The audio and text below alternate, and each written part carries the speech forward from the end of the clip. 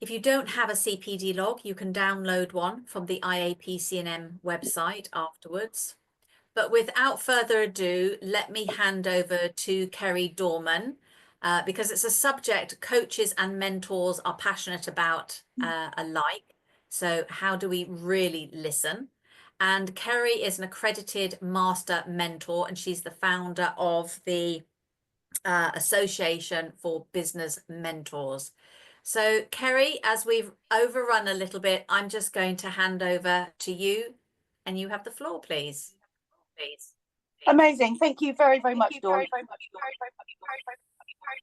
There's a slight echo. Can everyone hear me okay? Yes, I can. I think Fine. everyone Great needs stuff. to take their audio, they need to go on mute, otherwise it's just going to reverberate. Yeah, lots of echoes. Oh, hi, Nigel. Can you mute Leo? I'm going to try and mute everybody.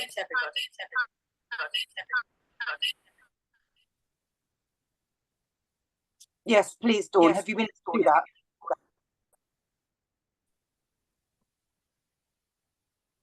Okay, I think I'm just going to crack on. Dawn, thank you very, very much for that lovely introduction. Just a slight detail, though. I'm accredited fellow of the IAPC&M, which I'm very proud of. So I just wanted to correct that. Yeah, sorry, I forgot you went for an upgrade quite recently, didn't you? You're working with David on that. That's right, yes. And it was a really healthy process to go through, just to really sense check that I still have it. But also it's a fantastic awareness experience too. So I definitely promote it to everybody to give it a go. So the topic of today's masterclass is, are you actually listening?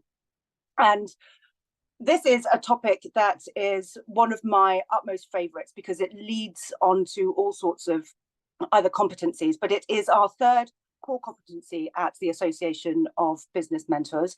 And it is one that really is the backbone, I think, to all of the competencies, whichever association you are affiliated to.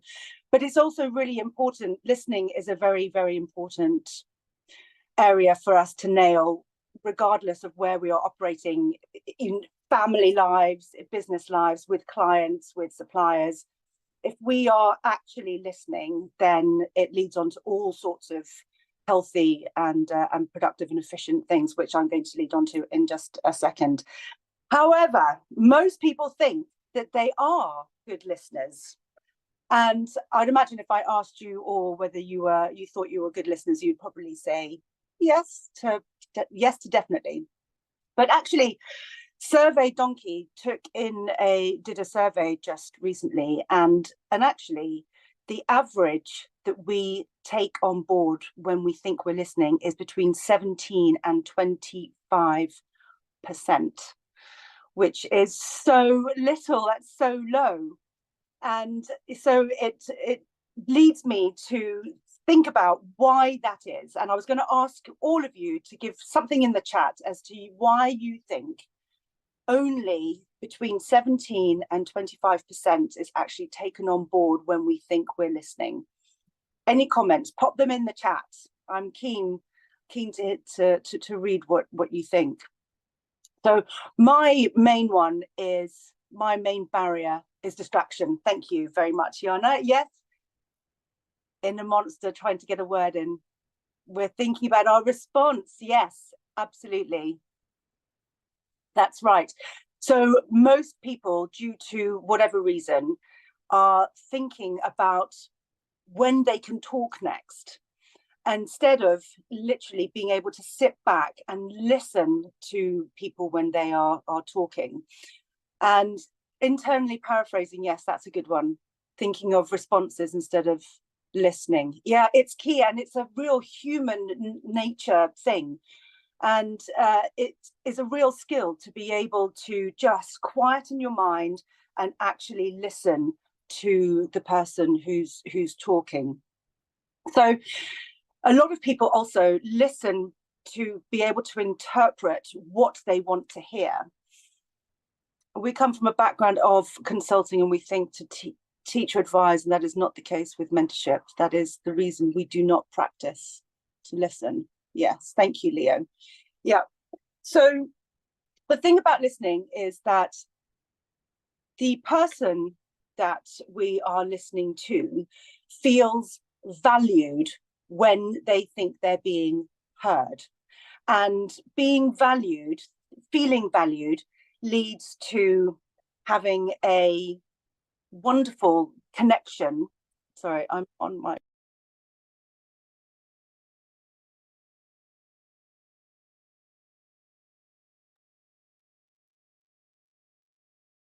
I know we've just lost Kerrie. She'll be back in a moment.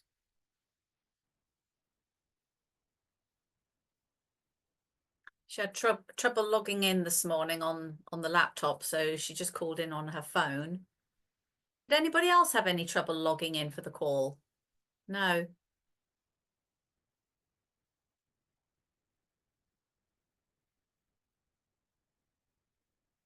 Okay.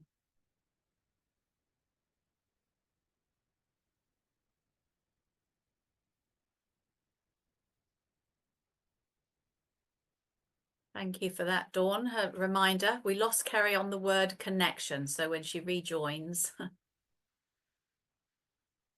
I'll let her know.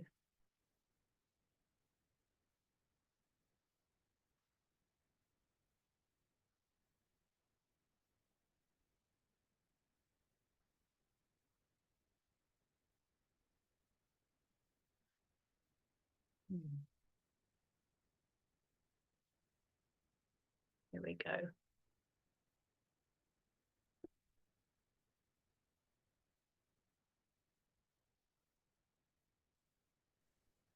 I'm sorry. Welcome Am I back, back? Kerrie. We lost Sorry you on the about that. word connection. Connection, okay, yes. So the thing about listening is that when someone feels that they have been heard, then they feel valued. And the whole point is that you build a connection from feeling valued and being able to converse. Now, one of the things about listening for me is that it goes hand in hand with one of our other core competencies, which is curious questioning. So if we are listening and we are being curious, then we are operating on a highly efficient level. So what I want to do is I want us to, well, firstly, sorry, bear with me. I want to share with you something that a highly proficient coach called Jan Lonan shared with us some years back when she ran a masterclass for the Association of Business Mentors. And she said that the thing about levels of listening is that when you get deeper into this topic, there are many. And she said, if we can think of just 3, then it's a lot easier for us to be able to identify where we are when we are actually listening.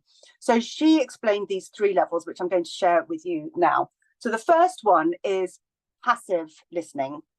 And this is when let's say you could be working away and the radio is going on in the background and we hear a song, we're listening to the chat that's going on, or if we're in an office, we can hear some colleagues talking, or if we're going out for coffee, we can hear a conversation going on at the next table. That is passive listening. It's just sort of background noise, but we're tuning in. And then we have active listening, which is hopefully where you are all right now. You're actively listening to what I'm saying because it is of value to you. So you are focusing on what's coming in, what you are onboarding.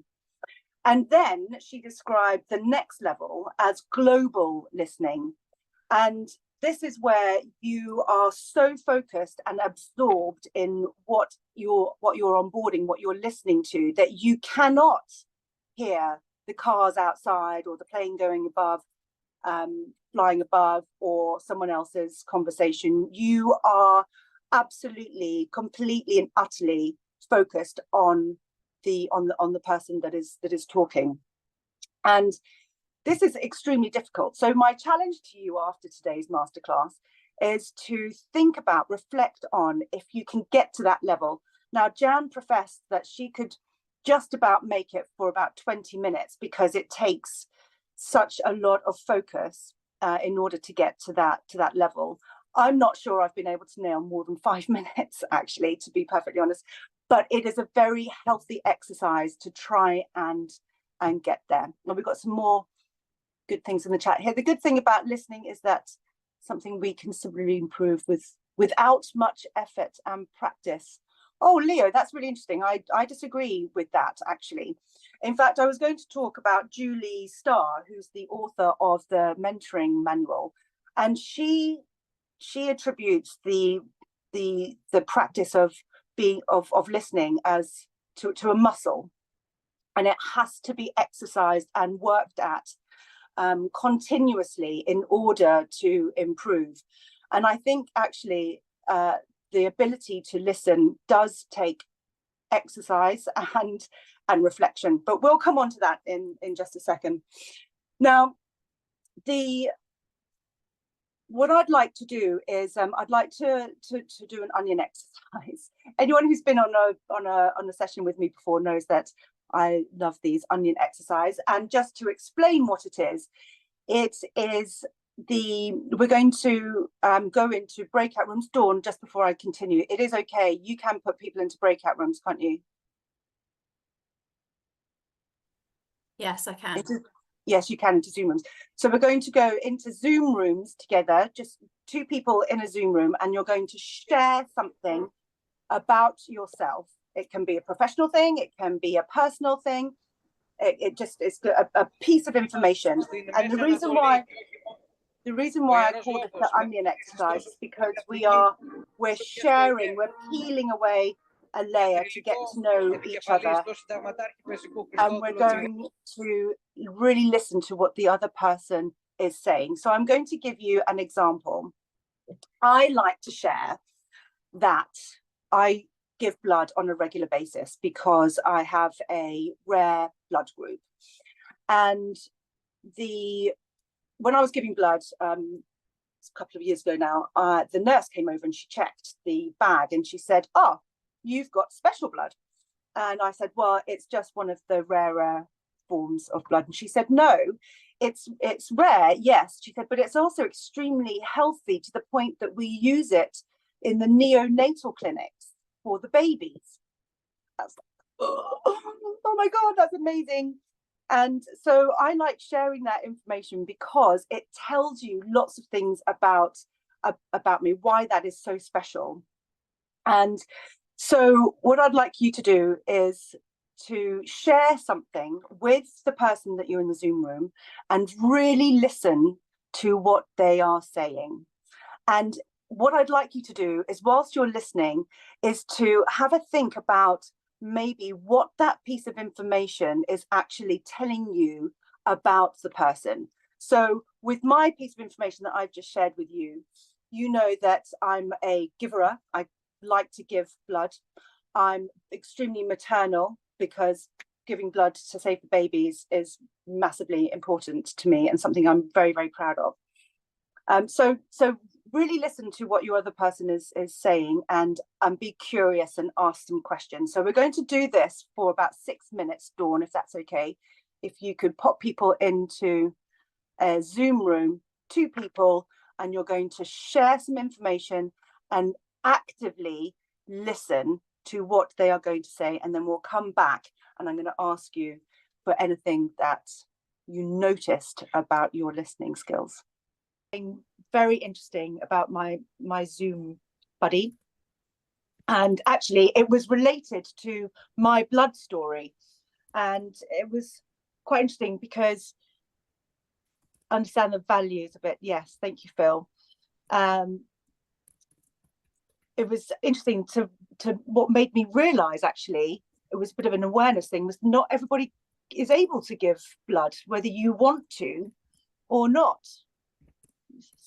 Inspiring person, learned he's a passionate sailor. Oh, lovely. Everyone has interesting stories. Understand their values. Yes, I'm going to go back to values. Actually, sometimes people are sharing important information just by way without announcing it, like I will tell you about. Vulnerability. Yes, another favorite topic of mine, that the exercising vulnerability is also tricky and very important. Yeah, how much we had in common despite different backgrounds. I love that. Yes. So obviously that must have been listening and being curious. And what else? How caring and committed they were.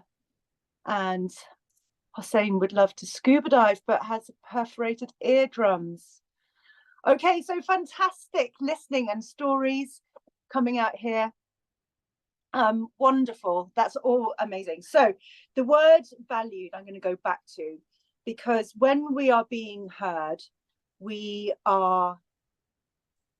feel valued. Oh, there's lots more wonderful stuff here. Christian, he's item 7. Yes, great. Lovely, lovely, lovely. So when we feel valued, there's three areas that are highlighted, and that is a connection is made. So I can see through all this wonderful chat that you all made a connection with the other person in your room. And this is so important, because when a connection is made, you have healthier rapport, and it increases our own self-awareness, awareness of our environment, and awareness of the other person. And this is actually a core competency in itself, because the ability to be aware of ourselves and another person and the environment does take, it's a skill. It's something that we need to be able to create naturally. And when we're coaching and mentoring, it's really important that we create this safe environment where our coachee or mentee feels that they are able to open up and talk and be listened. So there's four things that we need to make sure that we are doing to better our ability to listen. So I'd like you to write these down. So the first one is to be present and patient and to be curious. And what I mean by that is we are all so busy flying from one meeting to a next. Home lives are now very much closer because we don't go to offices so much. So what I mean by being present is by leaving whatever it is that you've just come from, or a situation at home or a different environment. You've got to leave it at your mentoring or coaching door. And I like explaining this by describing it being very similar to in the airport when you go through those machines that make sure that you're zapped and you don't have anything dangerous on you. So my mentoring door is a bit like that. It's like a virtual zapper, and I try and take a deep breath and leave everything else that I've been thinking about or talking about behind me at that door, and that I am completely and utterly present for my mentee. And this is something that I've had to really, really work at, because my attention span is very short. In fact, all my school report said Kerrie can't concentrate for very long. So anyway, this is something that I've had to really, really work at, but it's because I've been aware of how important it is when I'm mentoring that I have to be present. So that's the first one, being present, patient, and curious. And the second one is the ability to suspend judgment. The minute that we start judging somebody for whatever reason, our biases kick in, and we will interpret what they are saying based on our own biases. And that is absolutely human nature. And it is something that, again, we have to work at. So there's So being able to suspend judgment is very tricky, and I'm going to lay down another challenge for you after today's masterclass, is to be aware of how you are judging when you do it and when your biases come into play. And we all have biases, and there's nothing we can do about that, but we can learn and we can be aware of them and the difference that the biases make when we are judging and when we are listening. So suspend judgment is the second one. The third one is to reiterate. So when you're hearing something and somebody's telling you something, if you don't quite understand it, or even if you do, but you want to make absolutely sure, reiterate, talk it back. So you can say, so what I've just heard is that you really want to have a cup of coffee after this masterclass. So I used to work with somebody in the mentoring world called Jonathan Fahl, God rest his soul. He passed away. But when he and I would converse, at the end of every conversation, he would say, right, Kerrie, this is what I've heard. And he would almost repeat, not verbatim, because that would take a very long time, but he would bullet point and repeat everything that we had just discussed and clarify what his next steps were going to be and mine. Now, the first time he did this, it was very annoying. The second time was also a little bit annoying. The third time, I realized that what was happening was that he and I left our conversations crystal clear as to what was expected of each other. And actually, then our working relationship became highly efficient. So reiterate and make sure that you've heard what the other person wants you to hear. And the fourth point is to act and reflect on what you've heard.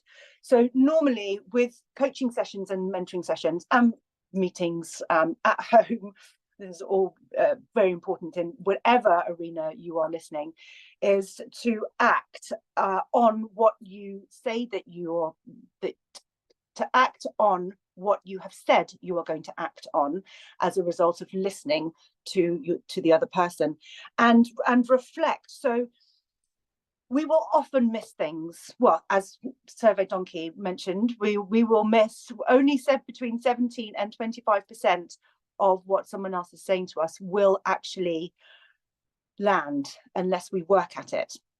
So what I like to do is what I call a helicopter exercise. At the end of my mentoring sessions, I reflect as a third person looking down, and I rerun the meeting, our session, and I try and pick up on anything that I may have missed. Now, this can be something that was talked to me, so something that I didn't hear, any body language signs that I have picked up on, and anything that I may have said that was not understood properly. And with the first time I did this exercise, it took forever. But I've managed now to get it down to between 2 and 5 minutes, depending on the length of the conversation and the session. And I find it a really healthy way of reflecting on the conversation that I've been part of. And I do that before I do my follow-ups or my follow-up actions. So helicopter exercise, it's use it to reflect and increase your awareness of a conversation that you have just had. So I'm very aware of time, and I want you to be able to ask questions, but I'm just going to spend a couple of minutes on this Professor A.V. Kluger that I came across just recently. And he's done multiple researches into the effects of good listeners. So what I can't decipher is how he defines a good listener. However, we can come to our own conclusions about that. But he says that good listeners are more productive and are more likely to run successful teams and businesses. So this is what happens when you increase your ability to actually listen. Can we put the professor's name in the chat? Yes, actually, I'm not going to try and do that because I'll probably cut myself off, but I will spell the name. So Avi is A-V-I, and his surname is Kluger, Kluger, Professor Avi Kluger. Has he written any books? I'm not sure. I just found all his research. If you type into either ChatGPT or Google, his research will come up. But I can put a quick slide together with all these bits and pieces and give it to Dawn. And she, if it's possible, Dawn, can we distribute that? I'm sure that's going to be fine. So that's what I'll do. I'll put all these bits into a slide and have them distributed. So to finish off, I just wanted to share something with you, and that is that humans cannot listen and read at the same time. This is a fact that not a lot of people know. Ah, great. Thank you very much, Nigel. Humans cannot read and listen at the same time. It is impossible, which is why I don't have slides with a whole lot of writing on, because then you wouldn't be listening to me and hopefully active listening and taking away what it is that you have heard. So just remember that. The other interesting statistic I wanted to share with you is that there are over 300 billion emails sent every day. 300 billion. I'm sure that doesn't come as a shock to you. However, what does come as a bit of an interesting bit of detail is that over half are misinterpreted because of tone and the way that they are onboarded. Interpreted, it's the same sort of thing. So my point is that it's always healthier, if you're not quite sure that you've got the right message, is to pick up the phone and have a conversation with somebody and really listen to what they have to say. So go forth, improve your listening skills, make sure that you are actually hearing what you are needed to hear by whoever it is who's talking to you. And my challenge to you is to exercise your listening muscle and reflect on how you're doing that. And you will naturally become a better listener and be more aware of your surroundings and the people that you are listening to.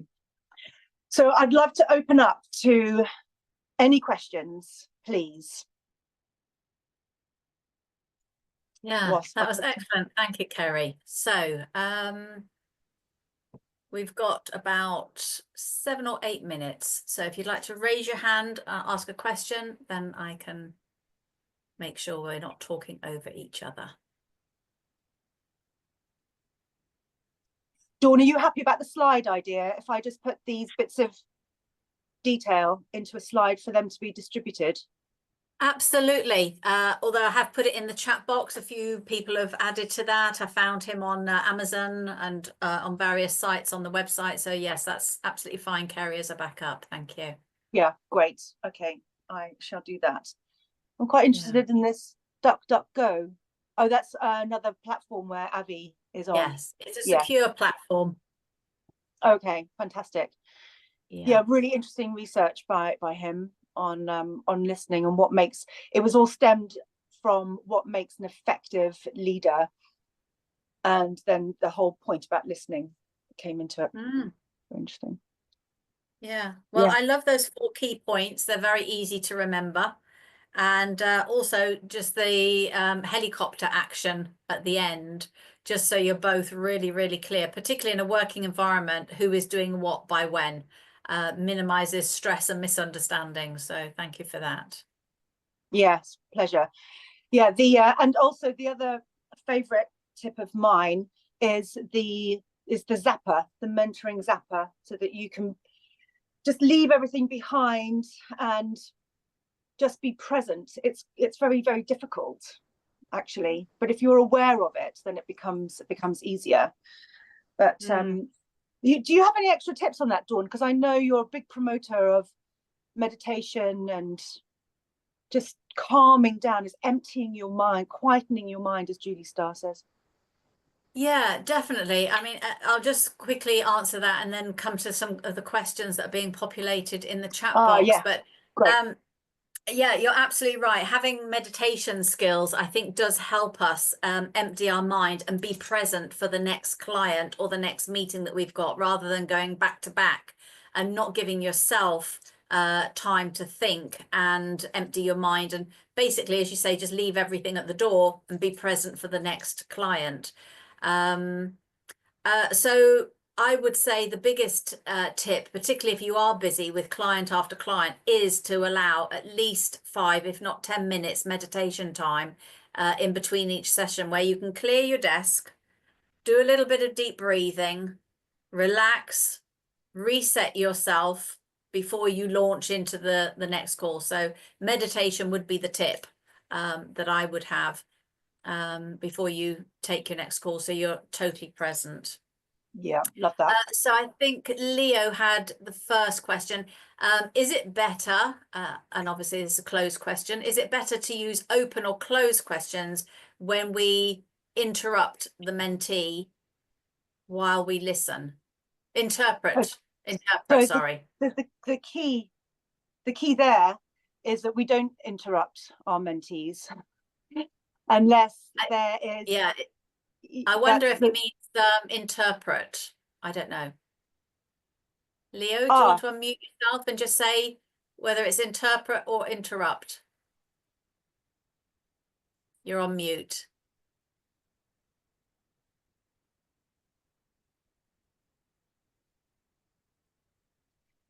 Yeah, because obviously we don't interrupt as a rule. We don't know.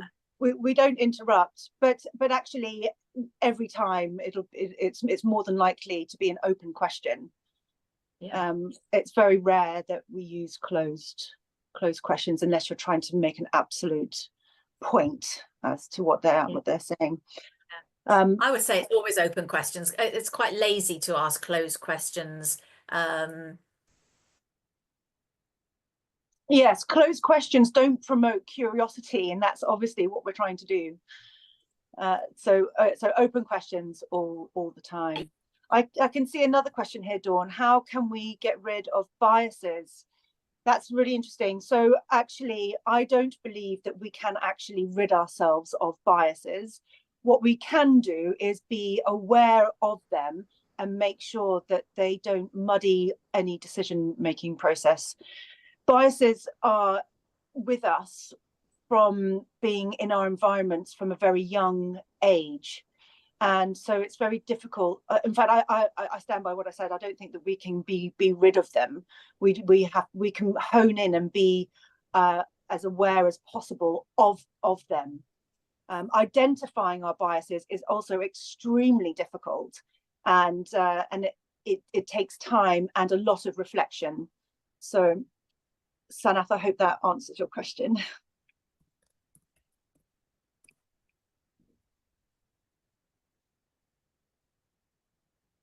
Question. Oh, Nigel's got a question about the IAPC&M and ILM. Dawn, that's for you. Yeah, I just answered the second part about our training providers. Yes, they do. And Leo's confirmed, yes, it was the wrong word. We guessed that. It was reiterating, so that's fine. Any other questions in the remaining 2 minutes? Okay, so just while we are thinking, in case anything crops up, let's just do the usual 60-second wrap up. Using your CPD log or using the chat box as you wish. What is your key takeaway from today's masterclass? What are you going to do differently? Because we know that when we commit something to paper and we have that accountability, we're much more likely to do it. If we leave it to our CPD log at the end of the day or the end of the week, we may have forgotten. So you've got 60 seconds now just to reiterate and be really clear with what you've heard. Nigel, love it. Always be curious. Don't be afraid. Don't be afraid to be curious. That's great. Okay, well, they're going to try to identify biases. Brilliant. Being aware. Yes, Bill.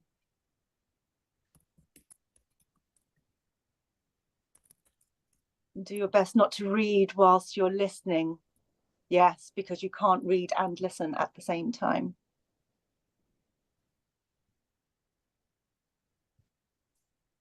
Reflect, yes, reflection. Take time to reflect.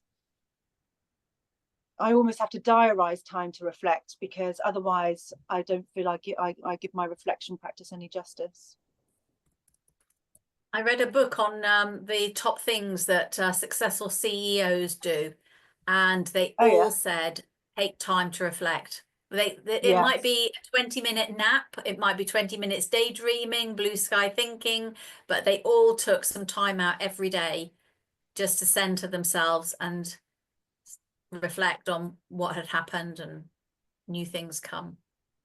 Yeah, that doesn't surprise me, actually. It's an extremely healthy way of just taking time out and thinking about things. Thank you for this session. Thank you. Okay, Dawn. Great, amazing. Well, thank you all for coming. It's been great. I hope that you've taken at least a few of my tips away. I will put a few of them onto a slide for Dawn to send around. Thank you very much. Thank you, everybody. Thank you. Enjoy National Mentoring Day, and remember to give thanks to all the mentors around you. Thank you. Thank you, Kerrie.